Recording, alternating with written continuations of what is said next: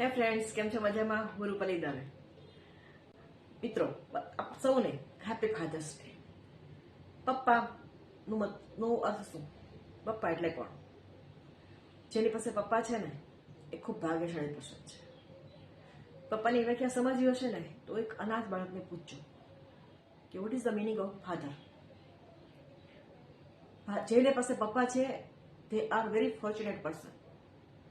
પપ્પાનું અર્થ સમજવા કરતા પપ્પાને સમજવા પ્રત્યેકને વધારે જરૂરી છે. આજના સમયમાં આપણે લોકો પાશ્ચાત્ય સંસ્કૃતિમાં એટલા બધા ઢળી ગયા છીએ કે ઘણી વખત આપણે પપ્પાને કહીએ, પપ્પા તમને કશી ખબર જ નથી પડતી, તમે મોટા થઈ ગયા છો, તમારી ઉંમર થઈ ગઈ છે, તમને કશી ખબર નથી પડતી, હવે તમે મારા બાળક છો. જ્યારે આપણે આવું કહીએ છીએ ને ત્યારે આપણે એવું વિચારતા નથી કે આપણે એ વ્યક્તિને કહીએ છીએ કે જેને આપણા જન્મથી લઈને આવડા આપણે મોટા થયા 20-25 વર્ષના થયા ત્યાં સુધી આપણું પાલન પોષણ અને રાત દિવસ જોયા વગર એને કામ કર્યું છે.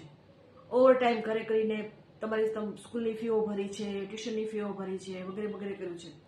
આ બધું જ કર્યું છે અને છતાં પણ એને નથી કીધું કે મેં કર્યું છે. આનું નામ પપ્પા છે.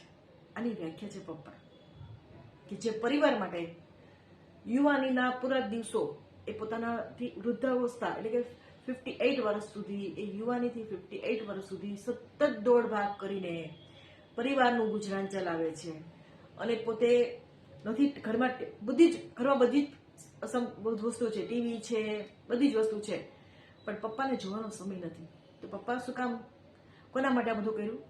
બાળકો માટે કર્યું, ઘરના માટે કર્યું. જે જીવનમાં પોતાનું સર્વસ્વ ગુમાવે છે, સર્વસ્વ આપી દે છે, એનું નામ છે પપ્પા. મિત્રો, એક નાનકડો છોકરો ગામડામાંથી શહેરમાં આવ્યો. શહેરની ચકાચોંધ અને શહેરની ટ્રાફિક જોઈને એના પપ્પાને પૂછ્યું કે પપ્પા, તમે આટલા બધા ટ્રાફિકમાં ખોઈ જશો તો મને ડર લાગે છે, તમે કાલથી ઓફિસ ન જતા.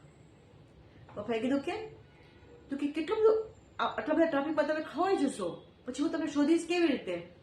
પપ્પા સેજ સ્માઇલ કર્યું અને પછી એના માથા પર બે ટપલી મારી અને અંદર જતા રહ્યા. એટલે પપ્પા નિયમિત ઓફિસ જતા હતા.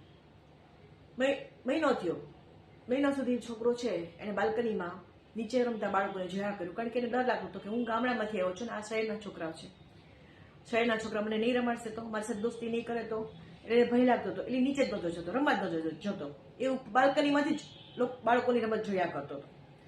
એક વખત અચાનક પપ્પા ઓફિસેથી વહેલા આવી ગયા અને એને જોયું કે એનો દીકરો છે એ નીચે રમતો નથી પણ બાલ્કનીમાં જોયા કરે છે અન્ય બાળકોને. એટલે એને પૂછ્યું, બેટા તારે રમવા નથી જવું? જો નીચે તારા જેવડા કેટલા બધા બાળકો રમે છે. તો એને કીધું, પપ્પા મને ડર લાગે છે કે આ શહેરના છોકરા મારી સાથે દોસ્તી નહીં કરશે તો. પપ્પાએ દીકરાને ચેરમાં બેસીને પપ્પાએ દીકરાને ગોદમાં લેતા કીધું કે બેટા, આ શહેરના છોકરાને તારી સાથે દોસ્તી નહીં કરે એવું તે કેમ વિચાર લીધું? તો એને કીધું, પપ્પા મને ભય લાગે છે, મને નહીં રમાડે. એક કામ કરો, તમે મારી સાથે આવશો નીચે તો એ લોકો તમારા ડરને કારણે મને રમાડશે, મારી સાથે દોસ્તી કરશે. પપ્પાએ કીધું કે બેટા, કોશિશ કરવાની, તું કોશિશ કરીશ ને તો તારો આત્મવિશ્વાસ છે ને એ પેલો થશે, તારો આત્મવિશ્વાસ અડગ થઈ જશે. કોશિશ કર. તો દીકરાએ કીધું કે ના પપ્પા, પણ મને નહીં રમાડે. પપ્પાએ કીધું કે તું મારી આંખમાં જો, તને શું લાગે છે કે હું પણ બાળક નાનો હોઈશ, મોટો થયો હોઈશ, જોબ કરું છું ત્યારે બધું કરું છું કે નહીં? તો કે હા પપ્પા. તો મેં શું કર્યું એના માટે? તો કે કોશિશ. તો બસ એક કોશિશ કર, એક કોશિશ કરીશ ને તો આખી દુનિયા તારી સાથે દોસ્તી કરવા આવશે. દીકરો નીચે ગયો અને પપ્પાએ ઉપરથી જોયું. દીકરાએ પપ્પાની આંખમાં જોયું કે પપ્પાની આંખમાં જે વિશ્વાસ હતો ને, જે આત્મવિશ્વાસ કે મારો દીકરો કરી શકશે, એ આત્મવિશ્વાસ પપ્પાના આંખમાં જોયો. એટલે નીચે ગયો. નીચે જઈ અને એ જે રમતા હતા ને બાળકો, શહેરના બાળકો, એની સાથે કીધું કે તમે મારી સાથે દોસ્તી કરશો, મારે તમારી સાથે રમવું છે. એ બાળકોએ દોડીને એની સાથે દોસ્તી કરી અને એની સાથે રમવા લાગ્યા. એટલે દીકરાએ ઉપર જોઈને કીધું કે પપ્પા, થેન્ક યુ પપ્પા. પપ્પાએ કીધું કે પપ્પાએ ખુશખુશાલ ચહેરાએ તાળીઓ પાડીને એને દીકરાને કીધું કે વોટ્સઅપ કરો, રમ.